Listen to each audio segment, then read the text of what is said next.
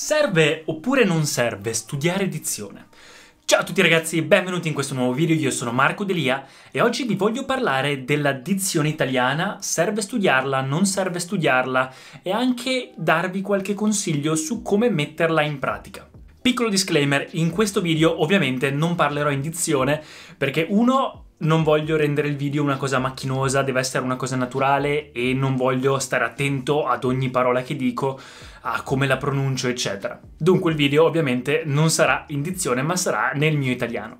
Io vengo da Peschiera del Garda, in provincia di Verona, dunque il mio accento è più o meno quello di Verona, del Veneto. Un po' più verso Brescia, dato che Peschiera è al confine tra Veneto e Lombardia, però diciamo che alla fine l'accento è un po' più quello veneto. Anzi, a dirvi la verità, io ho avuto anche la fortuna di avere una famiglia in cui mio padre sì è di Verona, ma mia madre è bosniaca, dunque in casa abbiamo sempre parlato un italiano standard. Ma che cos'è la dizione e a che cosa serve?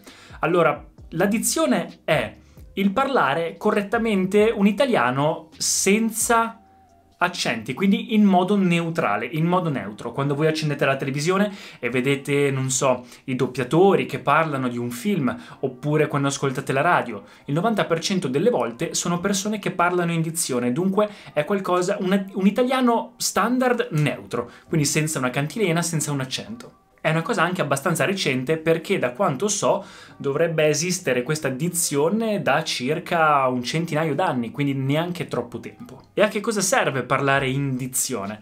Allora, partiamo dal presupposto che parlare correttamente, dunque pronunciare bene le parole, respirare dal diaframma, quindi respirare dalla pancia, respirare in modo corretto, sillabare bene le parole, anzi bene le parole, è una cosa che tutti dovrebbero fare indipendentemente dalla dizione.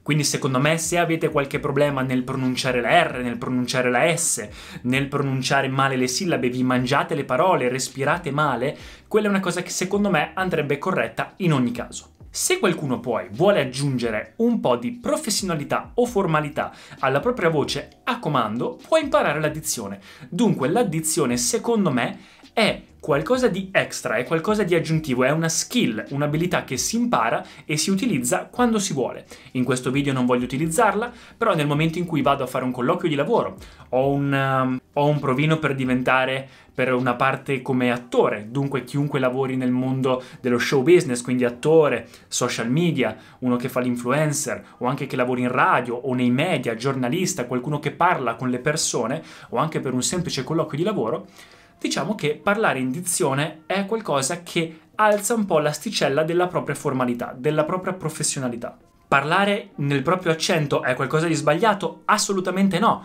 L'Italia ha questa cosa bellissima che ogni paese addirittura, non solo ogni regione, ma ogni paese ha la propria cadenza, ha al proprio accento.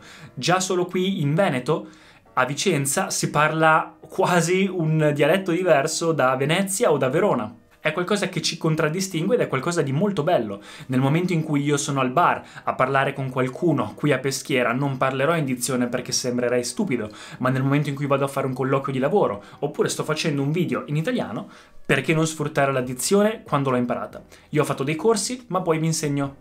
Io ho fatto dei corsi di dizione, sto facendo anche canto e recitazione, quindi questa cosa mi sta aiutando, ma a fine del video vi farò vedere anche che cosa potete fare per iniziare a migliorare la vostra dizione. Dunque non è una cosa sbagliata parlare nel proprio accento, però bisogna avere la consapevolezza di sapere quando si sta parlando in dialetto oppure con una cadenza non italiana standard e quando si vuole invece utilizzare una dizione neutra, una dizione neutrale. Se si ha la consapevolezza e quindi si costruisce le basi con un italiano standard, poi aggiungere dialetti è una cosa che può essere sempre utile, soprattutto in Italia se qualcuno comunque fa teatro o recitazione o anche TV, alla fine parlare nel proprio accento è anche qualcosa che viene più naturale e a volte che anche richiedono. Quindi si può anche aggiungere un accento, però bisogna prima avere le basi di un italiano standard. È secondo me qualcosa che dunque bisognerebbe insegnare anche a scuola, almeno un minimo di dizione bisognerebbe insegnarla, in modo che quando si esce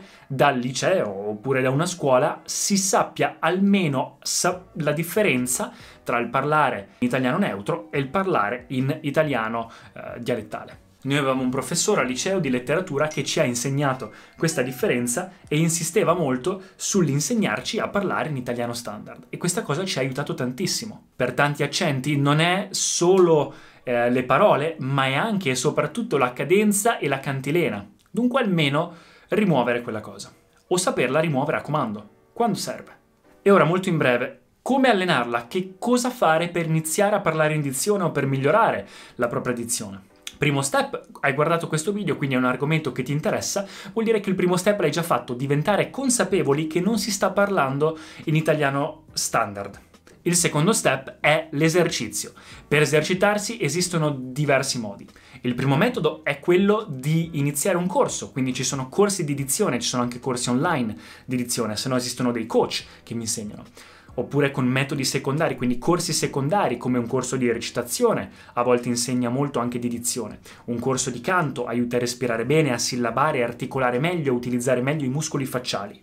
O anche ad esempio un corso di public speaking, alla fine insegna ad utilizzare bene il diaframma per parlare in modo potente, forte e anche in modo neutrale. Ma se volete esercitarlo, ok con questi 3 metodi, ma se volete farlo per conto vostro, ci sono delle cose che si possono fare. Si utilizzano come in inglese quando si impara l'inglese 3 metodi, il listening, il reading e il speaking. Per quanto riguarda il listening, basta semplicemente guardare dei film, dei video, oppure anche ascoltare la radio e ascoltare come parlano correttamente e cercare di imitare. Quindi con il listening ascoltare e sentire come parlano. Ci sono anche dei video su YouTube di dizione, vi linko qui in descrizione ad esempio uno che ascolto sempre ed è Dizione Italiana, è un podcast hanno anche un podcast, non è sponsorizzato ma sono molto bravi, in cui hanno delle perle di 3-4 minuti in cui fanno dei racconti e uno ascolta e impara qual è la dizione corretta di un racconto. Mentre si ascolta con la dizione corretta si può anche allenare lo speaking, quindi fare shadowing, ovvero imitare o ripetere con la dizione corretta quello che stanno dicendo. Quindi ad esempio c'è lui che parla e dice qualcosa in dizione e tu lo ripeti oppure parli insieme a lui per cercare di migliorare contemporaneamente sia il listening che lo speaking. E poi c'è anche il reading. Con il reading ci sono ad esempio delle frasi che si possono trovare anche online, oppure anche in Dizione Italiana Podcast, questo canale, mentre si legge e mentre voi ripetete, hanno anche la parte scritta, o ci sono anche dei libri in cui ci sono le parole tutte con gli accenti giusti e il modo corretto per pronunciarli. Quindi è una cosa che può essere utile.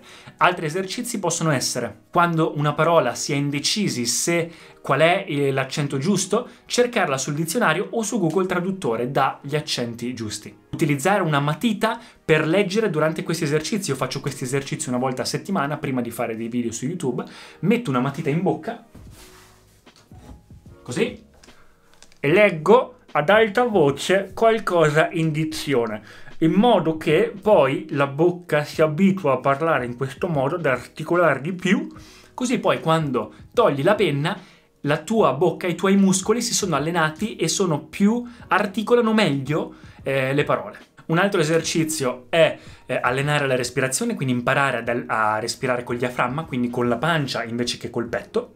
Ci sono anche degli esercizi facciali da fare per migliorare la mobilità della lingua, rilassare un po' tutti questi muscoli facciali, questa cosa aiuta sicuramente molto, perché in realtà il problema di tante persone è che si mangiano le parole mentre parlano o parlano troppo velocemente. Oppure ci sono anche degli esercizi su YouTube guidati che vi insegnano a fare degli esercizi per pronunciare meglio. Ad esempio vi linko in descrizione delle parole che normalmente si pronuncia in modo scorretto e com'è invece la pronuncia corretta, che quello è un video di 5-6 minuti che può esservi sicuramente utile.